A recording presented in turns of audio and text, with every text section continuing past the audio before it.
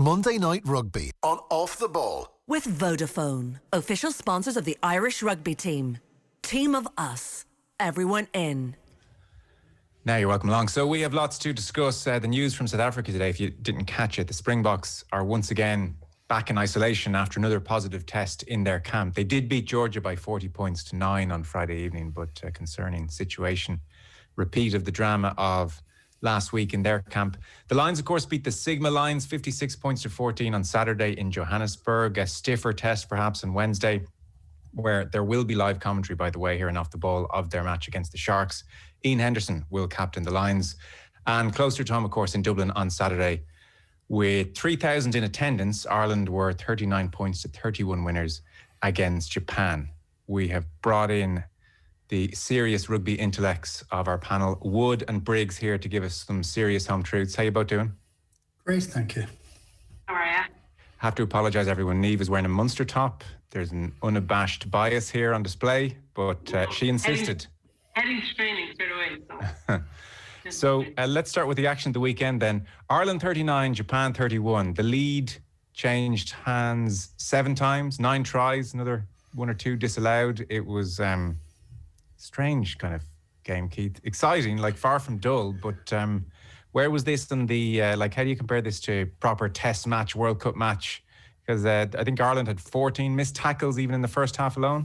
Yeah, I don't think you compare it to a World Cup test match at all, and I don't think you should. I think you should look at it as a summer tour game, even though it's Japan are touring here and not the other way around as it would normally be.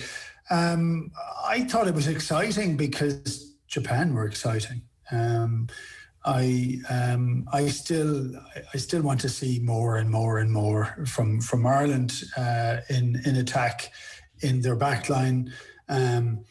I was just looking through the potential team that we may have at the weekend coming up against the States, and I'm hoping that Joey Carberry gets another run there because he just needs to play an awful lot of rugby. He's still trying to find his feet. He still hasn't fully got his confidence back or his control of the game, and he hasn't played a huge amount at international at 10. So the more he gets, if he's perceived as being the guy that we all think and hope he is, then we want to see more from him. But it's hard not to look at a game like that and look at Japan and say, oh my God, is this not the way to play the game? The joy that they play with, I think the respect that they play with, the disappointment in Jamie Joseph talking about the loss, but saying, my God, they're true to the word and true to their philosophy. There's an element of joy in that. There's no pressure on them, of course, but look, we got the win, and for that we'd be happy. But I just think Japan light the world up when they play. What did you make of it, Niamh?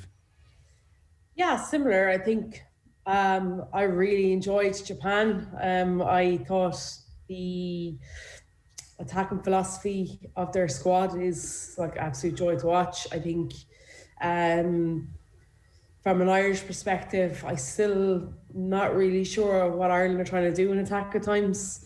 I felt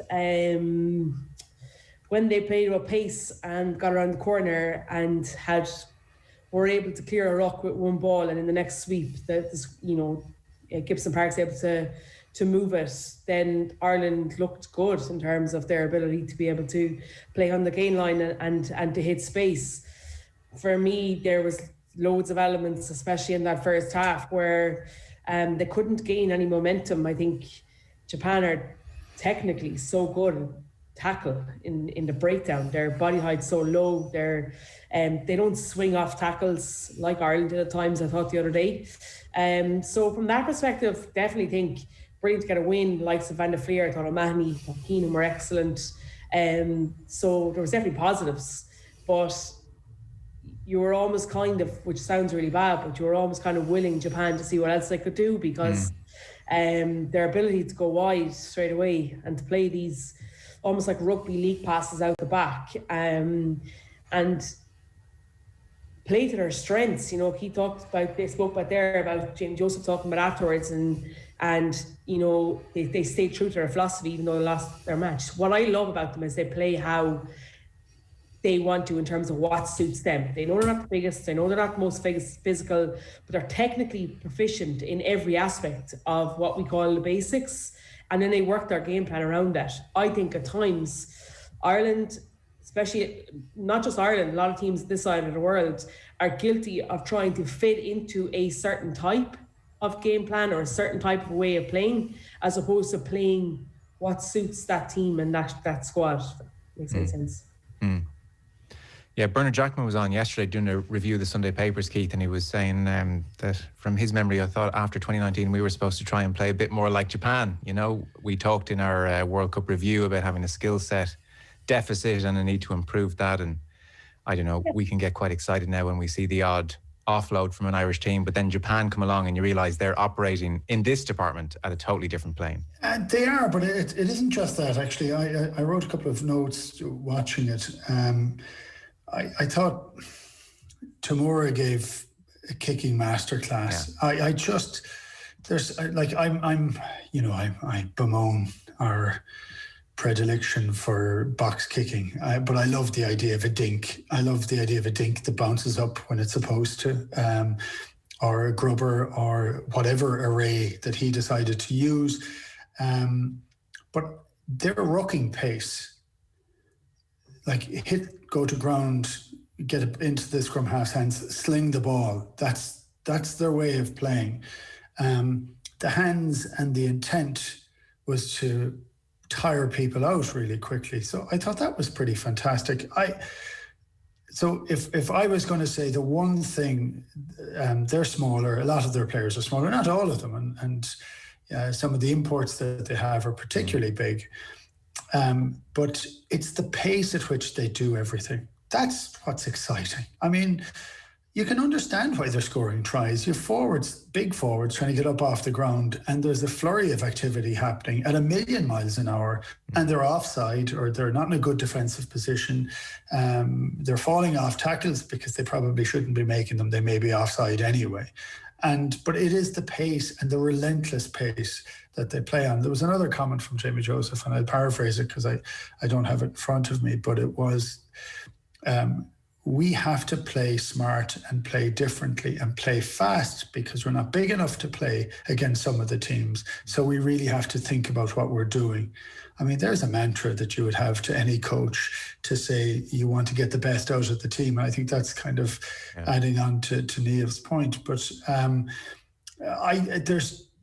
there's something to be learned from them. Not just their work ethic is at 1,000,000 miles an hour. It's like Ireland's work ethic is very good. They get to the right places. They do the right thing within the systems. They're always there. But actually, Japan's seems to be there quicker. So I don't know whether that is just because they're lighter and they're not having to carry as much tonnage around the field or not. But there is, like, you're looking at it and saying, well, one team's exciting and one isn't. But the non-exciting team, our team, won at the weekend. So it's hard to bemoan that too. Ultimately, Niamh, at half-time, because the first half, there was about a 25-minute spell in the second half of the first half where Japan were electric and just great fun to watch. And even the most patriotic Irish person watching had a sneaking regard for them and maybe wanted them to keep going, okay? And then I guess you see the downside of their approach when Matsushima throws a loose pass and Ireland get a try as a result. And it's 19-17 to Ireland at half-time. And didn't feel like it was Ireland's half, but they were up at half-time. Why did Ireland ultimately push on and win the game in the second half for you? What told for Ireland? I think a couple of things. I thought the likes of O'Mahony, Van der Fleer took the game by the scruff of the neck in terms of that forward pack and drove them. I thought the intent of which they tried to play, I thought they hit the ball at pace more. And it's not just the running space. It's what Keith spoke about, how good Japan are there earlier on. It's their ability to get tackled, and in the next, that ruck is less than 2 seconds long. It's probably less than a second, and Gibson Park is flinging it away. That's why Ireland were able to get on top. Obviously, their set piece was quite good. I thought the line-up functioned very well, and the scrum for the most part. But in terms of that, it was the hard yards. I feel sometimes that Ireland become very static. They run very close to rucks. So their forward pack run if we look at a defensive structure right beside the ruck called a pillar, and then people are outside it, they run very narrow to that ruck. So at times that's where the heavies are, and it's really easy to be double tackled. I thought towards, especially that second half, Ireland looked to be wider off that ruck, but also looked to play more like what we call a tip-on pass, so the pass to the forward outside that, or a pass out the back to the likes of Carberry or Stuart McCluskey, who I thought also had a very good game. So it was their ability to move the points of contact, because I think in the first half, I was kind of shocked with how proficient Japan were at tackling. They were double tackled, but their ability to bounce straight back onto their feet, and there was very little space anywhere. So they're in the front line, so therefore the space must have been in the back line, in that back field. Hence when Joey Carberry chipped, okay, he was real brave to get it back, but they got a try off it, and in that kind of sense, it just sits that defensive set back on their heels a small bit. I thought that they looked more likely to do something like that in the second half. Keith, for you, what was the big winning moment for Ireland, or winning development in that second half? Because first half it looked very precarious for a long time. It did, I'd agree with Niamh. I thought Peter O'Mahony shone in the second half in particular. I thought Van der Fleer, I'm mad about Van der Fleer. He plays really well all the time. It's great to see Caelan Doris back playing, getting over the gain line. I love the assurity that Hugo Keenan gives. I think he's going to make mistakes. He's still learning his trade, but I think he's very good. I thought there was enough of people there who have played big championship games who knew to close it down to win it. So we're kind of criticising why they won, but we're not. And I think the second half looked a little bit, I can't say more structured, but they just got a little bit more control in it at different times. They cut out some of the silly errors that they were making, tidied up some of the lineouts, called them to different positions, tidied up the kickoffs, which were a mess. And that's a system mess. That's when you say, I was looking at the lifts that were happening for James Ryan, and it just wasn't in the right place. And, there were a couple of things like that just said, they're just messy because they haven't done them. A lot of these players haven't done them. So it's funny. I don't think when we had our full team out against Japan 2 years ago in a big game that mattered and we lost. This is a group of guys who don't have a huge amount of first team experience and some experienced heads, and they got the result, which is unbelievably important to do. I still think, I go back to Niamh's point, we're still not seeing, I think, something very exciting in our backline that does a lot. And so that would be the only sort of hesitation or negative for me, is that, we're still lacking confidence, or whether the coaches are not getting that across, or whatever it is. But you could see there was a change. There is a change, but it's just happening at a slower pace than you'd want it to happen at. So a final one on that before we move to the lines. That sort of sounds, Niamh, like we're back to a lot of our conversations in the Six Nations before the England game. I do. I agree with Keith. I think it is changing, and I'd have no issue with the likes of, for example, Doris spilling the ball forward trying to offload, because for me, he's trying to offload, and now is the time for us to be able to try it in the heat of the moment, because you could do it at training all the time, but you can't replicate that kind of intensity. And for me, that's why I love watching Japan so much, is because their ability to throw offloads, but also pick the right options, their decision making under such pressure as a line speed defence, like an Irish, like for most part was quite good off the line.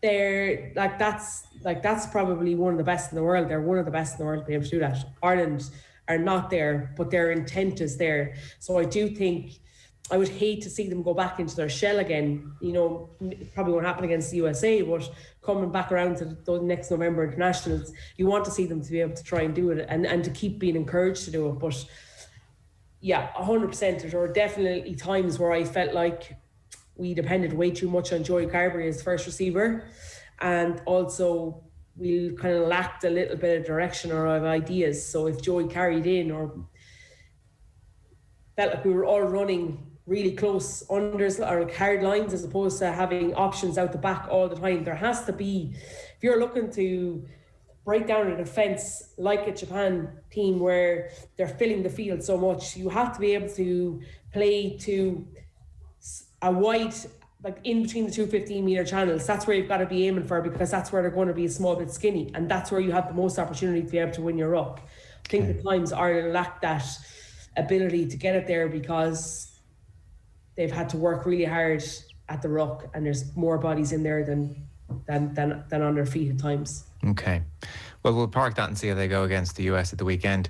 Just to remind you, live commentary throughout the British and Irish Lions tour on Off the Ball. So continues this Wednesday with the game against the Sharks. We have the first half live on OTB Sports Radio from 5, and then we'll continue on News Talk for the second half from 6:45 onwards. And our coverage is brought to you in association with Vodafone, lead partner of the British and Irish Lions.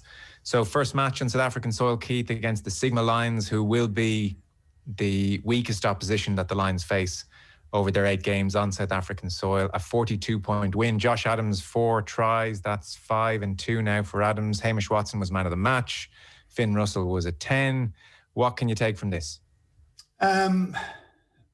I don't know that you take a huge amount for it. This may be our most negative programme yet, but it's not negative really. Sigma Lions were poor, really poor. Bottom of the heap for the Rainbow Cup. Playing against still a group of guys that haven't played together, all the English guys and cup finalist guys. They're all integrated into the squad. They haven't spent any time together. That's really hard work. It's tough to do. You're going into the game, you know you're not going to lose. You don't want to let that attitude infiltrate your thinking, because you don't get stuck into it hard enough, or you don't run the right line. And I think there were, again, to one of Niamh's points, in terms of balls that were dropped and Finn Russell balls that were dropped, unless people have played with Finn and trained with him, balls are going to drop on the ground all the time, because he is that unusual type of talent. So you need to be entirely aware, because it doesn't matter what's called, I would say. I would say you have to be prepared and have your hands up and ready, no matter where you are on the pitch, because there's a good chance it could be slung at you, even if it doesn't make any sense. I still think that there's a place for him, actually. Yeah. And, at times I'm watching him, 12th minute crossfield kick in his own half, barely gets away without it being intercepted. And I just thought to myself straight away, no. This is madness. No chance. Yeah, I think if we get to, I think there's a different coaching ticket. If they get to the idea that you need that spark of brilliance, and like we say this about different players over the years, if you can temper it by 5%. So the negative commentary that you've just given on him there, the fact that that gets talked up all the time, it doesn't talk up the good things that he has done in terms of, no, I think he made a load of mistakes the other day, so I'm not extolling all his virtues. But as the players get used to him, if they see him as being an opportunistic 10, and if you have somebody else who can give a bit of proper control on the field, be it Farrell or whoever at 12, then I could see him getting a chance and an opportunity to do it. But not if he decides to think that every single play you have is an opportunity. You just need to take some hint of discipline in it. Wow. And you can learn those things on the Lions tour. You may not, though. Maybe. I'm thinking of the frog and the scorpion here.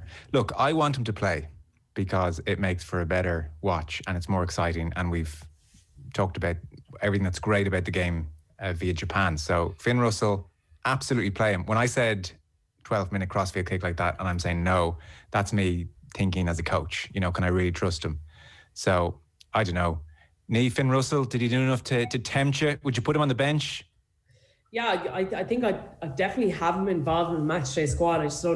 I'm still undecided as whether he's done enough for me on the back of that performance yesterday or on Saturday. Sorry, I watched the game yesterday. Sorry, so I'm a day behind. But I loved the combination of Dan Biggar and Conor Murray, and I thought Dan Biggar was probably the most overall consistent 10 in the Six Nations, and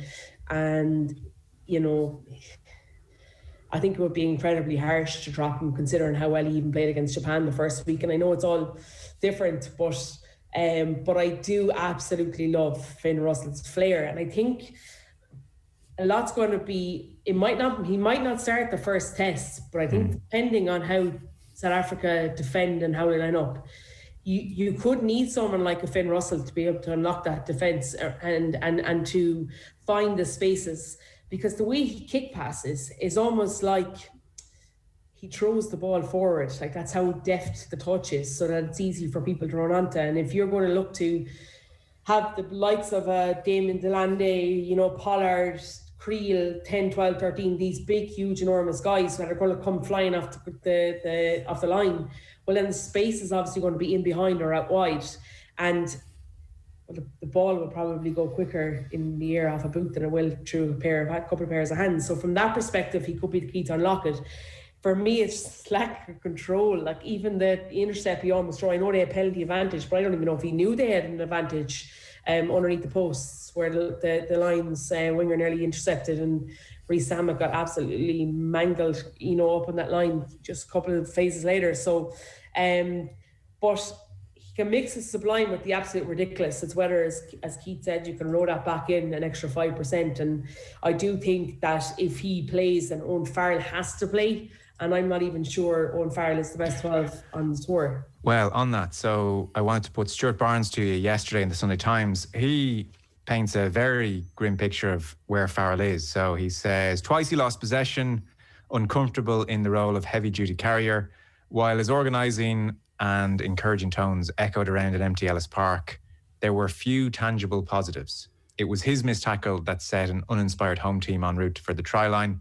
He was slow to adopt his position, sloppy in the tackle. It was an undoubted negative in these early days. And frankly, the first 40 minutes were a reminder that he's struggling for form. The idea of 12 is not without merit, especially as backup kicker with Russell on the bench, but he is devoid of confidence. Gatlin gave Farrell 20 minutes at fly half. He did nothing wrong, but if he's to start the series, he needs to be doing a lot more right. So devoid of confidence was Barnes's read on Farrell, Keith.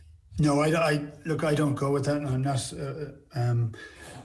Farrell's biggest fan. I think he's a very good player and a really good competitor. I know Stuart Barnes doesn't particularly like him. He is the anti-Stuart Barnes as a player. And if any of our listeners can remember what Stuart Barnes was like, he was a very short, fast, nippy, outrageous 10 is what he was. But he wasn't conservative, goal-kicking, hard, steely competitor like Farrell is. I think Farrell is a proper test beast. I think, to be honest, the Lions used him really poorly at the weekend. And I do want to just touch on one other thing that Niamh said, whether people have played. I don't think anybody has played themselves onto the test team from that, and you couldn't have. You can't, even if you play really well, you can only do what you can do against the team that you're playing against. You can't read too much into that at all. You can't read the fact that some guys have been training together for 3 weeks and some guys for 7 days, that you can say that these guys are going to be there or not. So I don't think that that's a fair reflection. And Gatland has already said it, that he's going to really look at how players are training and playing and doing it. But if you're using Farrell as a crashing 12, that's a stupid thing to do. That's not what he is. He is the reason to have it, and we've had this discussion, first 5'8", second 5'8" in New Zealand. It's the two playmakers at 10 and 12. That idea of having another playmaker, it doesn't mean you crash him into people. There's just a pointless use of it. You wouldn't want to do it with your 10. I was looking at something on just on the same point of 10s. Marcus Smith played against the States for England at the weekend on Sunday. He's a guy who can pass the ball like a kick and nearly as fast as a kick. His passing is just a joy to watch. But I saw him running in to be part of a tackle, and the opportunity was for him to go in and win the ruck. Or compete in the ruck. I'm not going to say win the ruck, compete in the ruck. And he didn't. He stepped out and out of the way. And I was half thinking, is that a little bit cowardly? I was just going to say, that's how I would play the game there. That'd be my instinct. No, and I said, actually no, because I don't want my 10 to be bridging over a ruck and having some big hefty front row forward running in and bashing in on top of him. I want him to be back outside, you know, and I just thought he has a high level of preservation that some of the guys don't have. And there's nothing cowardly about him because he's a fantastic defender. But so I think you need your 10s and your playmakers to play like 10s and playmakers. Sure. You don't need them to be the hard carrying guy up. And even at 12, you might do it an odd time. But I thought they did it too much at the weekend. Right, okay. Hamish Watson got man of the match, Niamh. So Tom Curry's going to get his go now at open side on Wednesday. That's a really interesting battle there. I presume they're not going to go Watson open side and move Curry to 6. Is it Courtney Laws against Tyg Byrne for 6? Laws seem to have a pretty good game as well, physical. You get the impression Gatlin quite likes Byrne. Like, the back row is interesting, and that's not to mention 8. Yeah, absolutely. And I was coming back up. I think I was listening to your paper review with Bernard Jackman yesterday. I think he was talking about that there was whispers around that it could be a Curry at 6 and Watson 7. Watson at 7. And I think for this squad at this time, they've just got to find their best balance for them as a back row. I think when you think about Warren Gatland, you think about how he has big physical players, types of 12, 13 are always really big physical specimens, and his back row is no different. You always had Tipperick, of course, but then you had Faltower, Lydiot, and these guys, Warburton, that were incredibly physical players.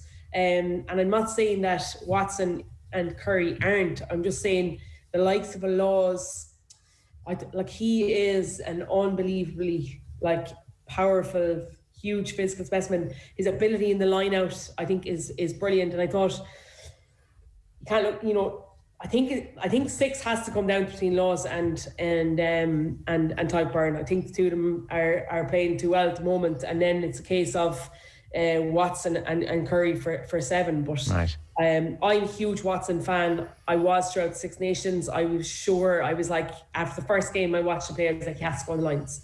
And everybody was talking about his height or his physical disposition, because they don't see as being very big. You don't have to be huge. And this may sound very naive, and Keith will probably correct me here, but I know you're going up against this huge physical, powerful pack in South Africa, but I think if you're technically brilliant on the ground and in the tackle, can you afford to be a small bit smaller, Keith? I'm not sure, but I think Watson is class. I think he's hands down one of the best 7s in the world.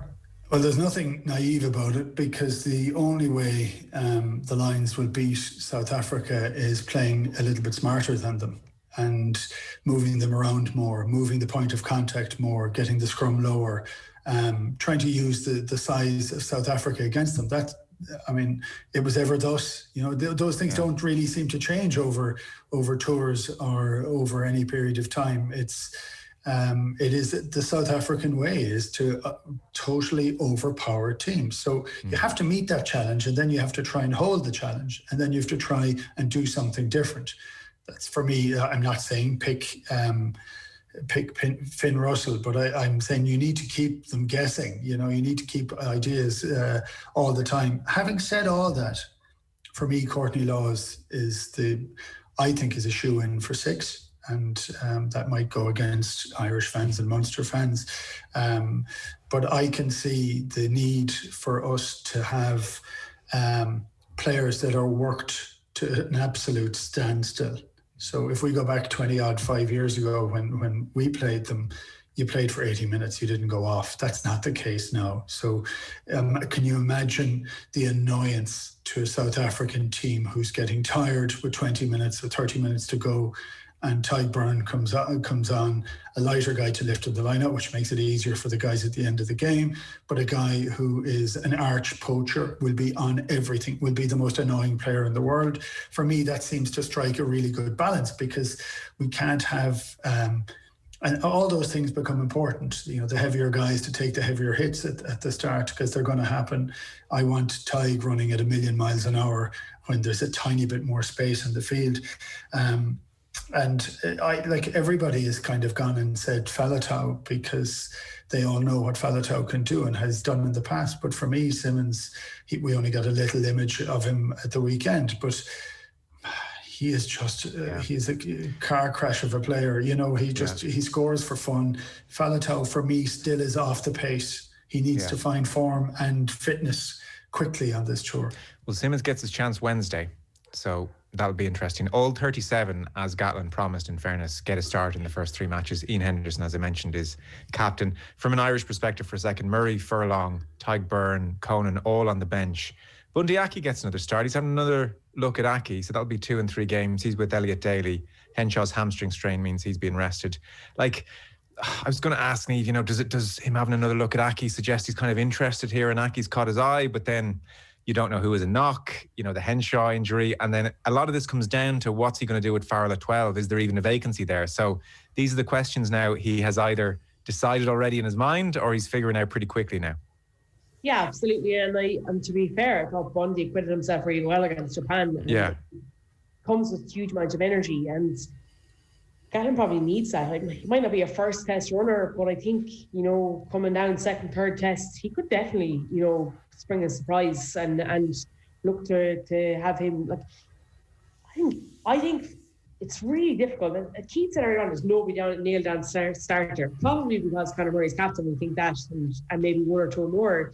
And I agree with Keith. I think he's brilliant every time I see him playing for either his club or his country and with the Lions. So, but other than that, like even with Josh Adams, I was thinking the other day, like surely he has to start in the room now. And then I was like, well, you also have like Van der Merwe, who's quite good in terms of he's powerful and he's strong.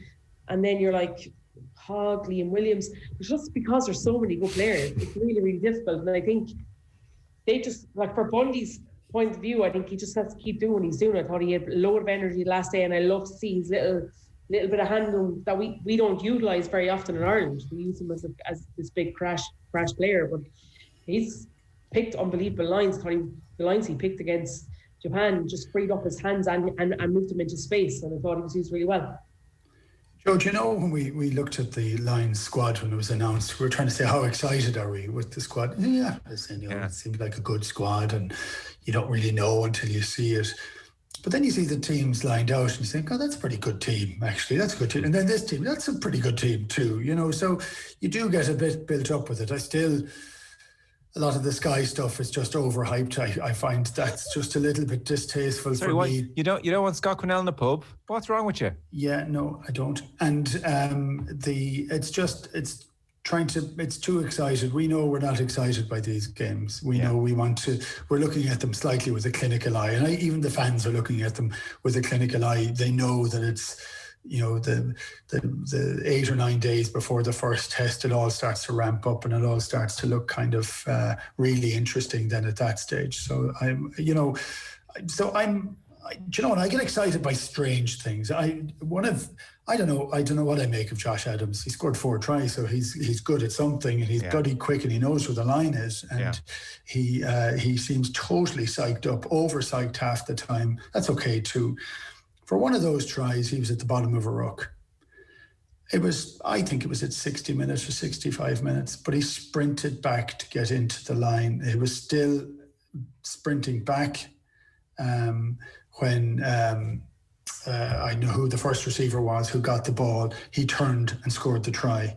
But that was the work ethic. Now, you know that when they do the review, they say, yeah, he scored 4 tries. This is the reason he scored 4 tries. Look at him getting up off his ass. He was in the bottom of a ruck, having taken the ball in. He's still back up again. He's still there to score again. That's the attitude that they're looking for.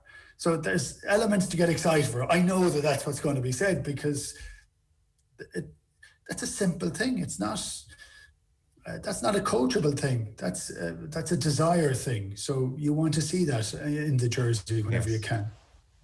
Well, we'll watch the early manoeuvring continue. Our Rugby and Off the Ball is with thanks to Vodafone, official sponsor of the Irish Rugby team of us, everyone in. Keith Wood, thank you. Pleasure. Niamh Briggs, thanks a mil. Thanks very much. Monday Night Rugby on Off the Ball. With Vodafone, official sponsors of the Irish Rugby team. Team of us, everyone in.